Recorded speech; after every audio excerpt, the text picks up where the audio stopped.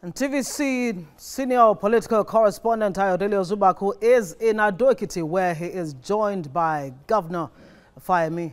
Over to you now, Ayo. I'm sure it looks like the governor is ready to hit the ground running. Yes, Ngozi, the governor is ready to hit the ground running, and I'm reaching you live from the government house here in Ekiti. I have the executive governor of Ekiti State, that is Dr. John Kayode Fayemi. Thank you for joining us on TVC News. Hi, thank you for having me, but I'm simply the governor, not executive.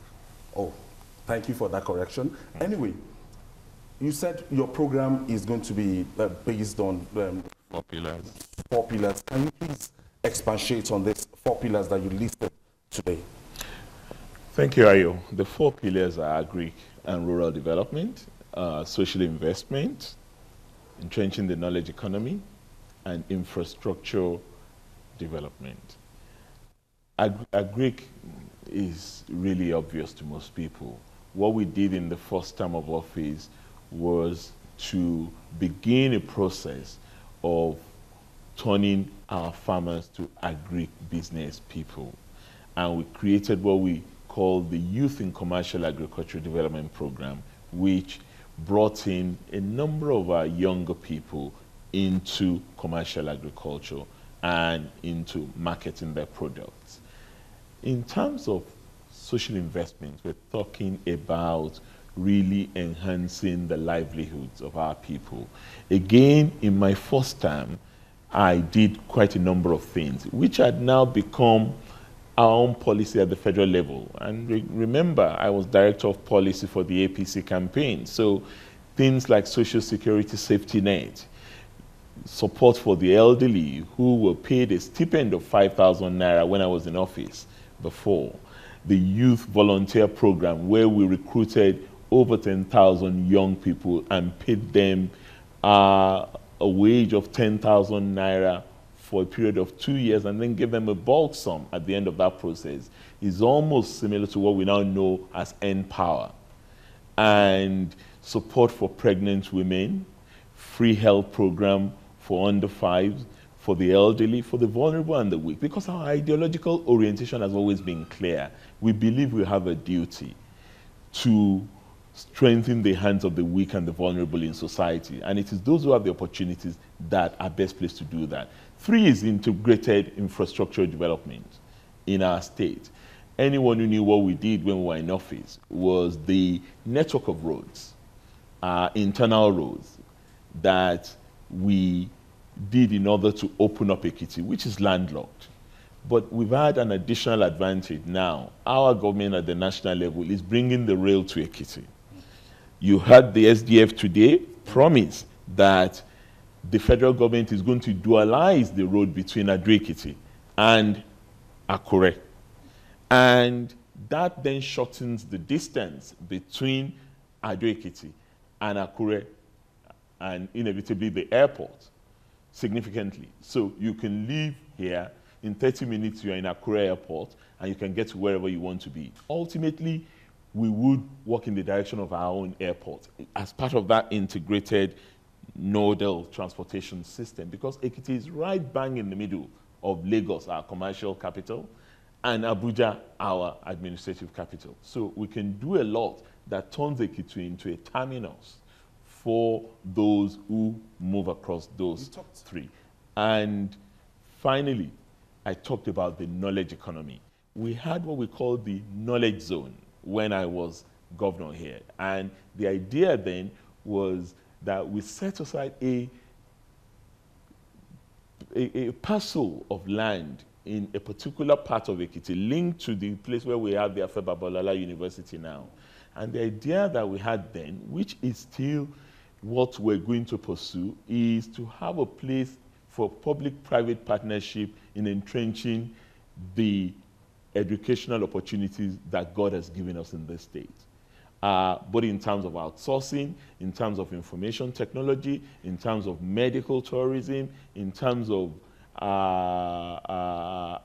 healthcare institutions, a place to go, a destination of choice when knowledge becomes the resource, the vehicle for transformational development. Love the idea, sir. Yeah. But you talked about 120 billion naira debt. 170 billion. 170 billion naira debt. And you have a backlog of 8 months salaries that you inherited. And ultimately, a lot of people are looking at how are you going to get funds to offset this debt. And your deputy governor yesterday in an interview actually said it's not possible for somebody to work for 2 months and that person is being owed that salary payment priority. For us, I've said that, and if my deputy governor has reinforced that, it's because it speaks to what is a common thread in our party. When we were in office, we didn't owe workers, and we do not believe we should owe workers. And as progressives, as Mr. President once asked, how do people who owe workers sleep at night? Because it's a duty, indeed a responsibility you owe. If somebody has worked, you're not doing him a favor by paying him wages for the work he has done. Be that as it may, we have a challenge ahead of us. We're not going to shy away from that challenge, but that is also why you must put people who know what governance is about, who know what development is about, in charge of public office. Because it will require innovation, it will require political will, it will require us to tighten our belt, there's no question. And we have not said that we're going to clear that backlog in one fell swoop, because there's just no way we can do that. But you also heard me today appeal to the federal government to come to Ekiti's rescue, because we're in a state of emergency.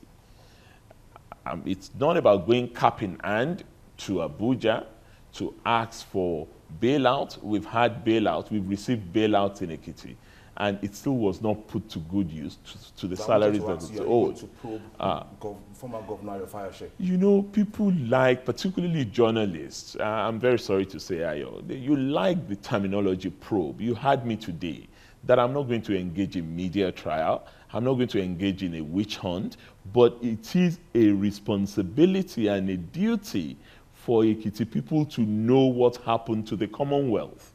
That we will do. It's not a matter of semantics. They must know what happened in the last 4 years to the state's revenue. I am not EFCC. I'm not ICPC. Unless they ask me for information, I'm not going to go out of my way to say I want to set up a judicial panel or set up an administrative panel. There are institutions in Nigeria that are constitutionally empowered to do that. It's their business. However, I believe I owe Ekiti people a duty.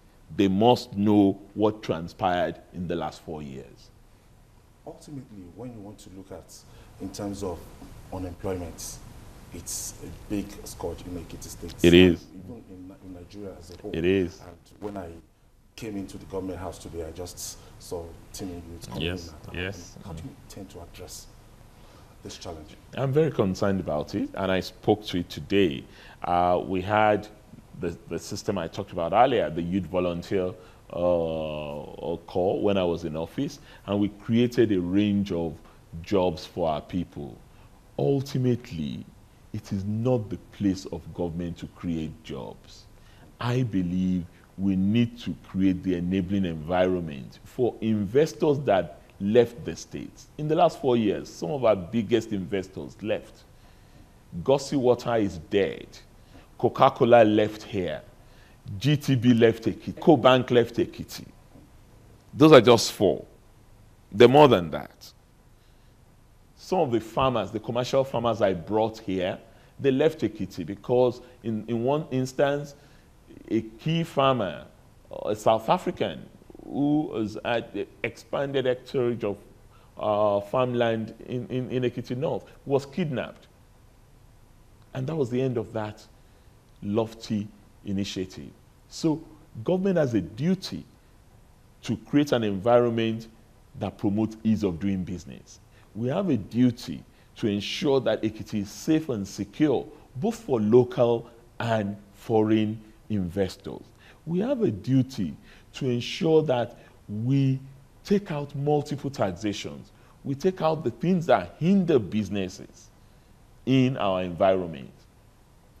when I was governor, I know the influx of people that used to come to this state.